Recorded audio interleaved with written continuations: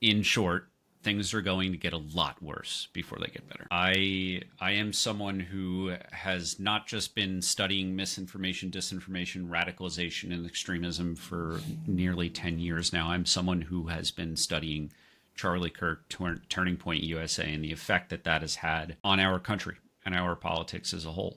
Charlie Kirk is, as Donald Trump's immediate response to the assassination indicates, tremendously important to the building of the MAGA movement. He is a very large part of the reason why so many young white men are leaving college and ending up back in their parents' bedroom, seething, angry, pissed off, and lashing out both online and in person, committing, acts of violence in the real world and horrific harassment in online environments, whether that's, in video games or social media, or hacking into people's phones and swatting people. Charlie Kirk was a fucking monster, and we should not sugarcoat that. Charlie Kirk is part of the reason that Americans, particularly the youngest Americans, who I, as an elder millennial, used to look at Gen Z as like they're going to be the ones to save us. They're growing up so much more educated and with greater access to the world than we ever had.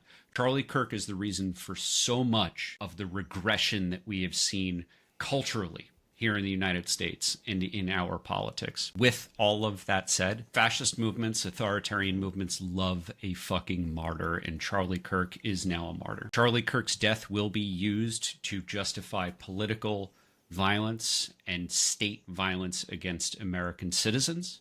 We are living in the reality that Donald Trump, the man who Charlie Kirk bussed hundreds of people from around the country to Washington, D.C. to help invade the United States Capitol and commit an insurrection with the attempt to end our democracy. Charlie Kirk led insurrectionists who beat cops relentlessly for hours on January 6th. He paid for that. He made that happen. He is now their martyr.